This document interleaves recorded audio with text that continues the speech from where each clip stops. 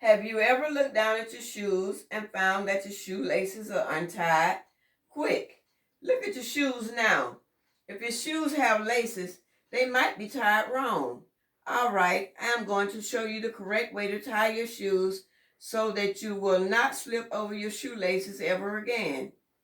It is fair to say that we think we know how to tie our shoes. However, there are paths that are both incorrect and correct. But first, let us discuss how improperly tying your shoelaces can trigger issues with your feet.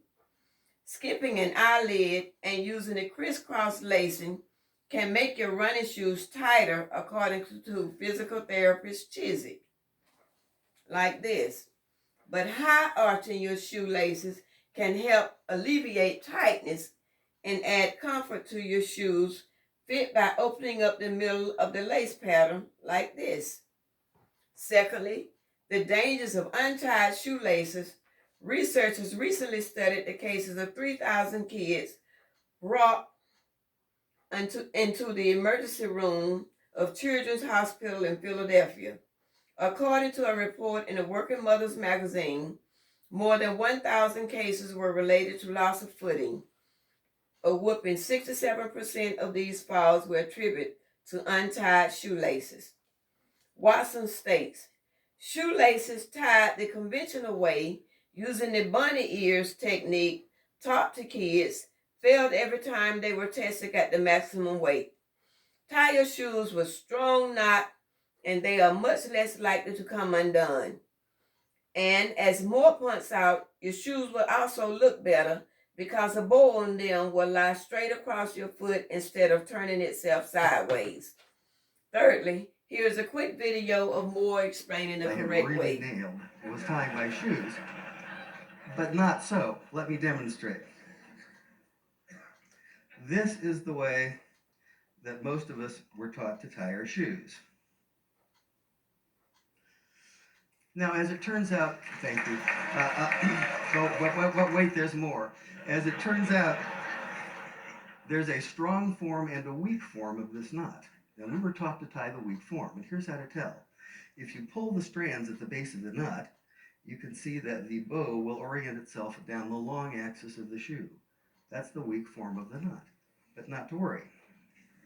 If we start over and simply go the other direction around the bow, we get this, the strong form of the knot. And if you pull the cords under the knot, you will see that the bow orients itself along the transverse axis of the shoe. This is a stronger knot. It will come untied less often. It will let you down less, and not only that, it looks better. We're going to do this. First, you need to take one lace in each hand, then cross the left one over and under the right. Pull each lace ends to tighten the resulting X. While keeping the X tight, fold the right lace in half and wrap the left lace around the right lace overlapping point. Make sure to leave space in the loop created by the left lace. Bend the remaining left lace through the loop and pull the bent portion of the right and left laces to tighten into a bow. If your laces come undone or you double knot your shoes to prevent them from coming untied, then chances are you tied your shoes the wrong way. With a reef knot, however, you tie the knots in opposite directions so the bow sits straight and is securely fastened. However, in which you tie the starting knot and finishing bow in the same direction. This creates a crooked knot that easily comes undone. This is called a granny knot. People who tie granny knots, also known as granny knotters, are the people you see tying their shoes in grocery lines, in the store, or at the mall. They are the ones whose shoes come untied at the most awkward moments.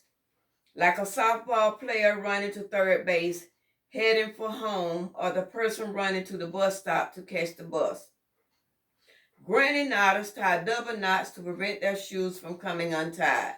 This works until it is time to untie the knot, and we all know how hard it can be to untie a double knot. I started walking every day about 2 years ago. I fell one day because my shoelaces were untied. Believe it or not, no one was at the park that day. I got up, I looked down, my shoes were untied. I said, I tied my shoes the wrong way. I would not have fallen on the cement sidewalk if I had learned how to tie my shoes properly. In conclusion, I hope you have all learned the right way to tie your shoelaces and pass it on to someone else.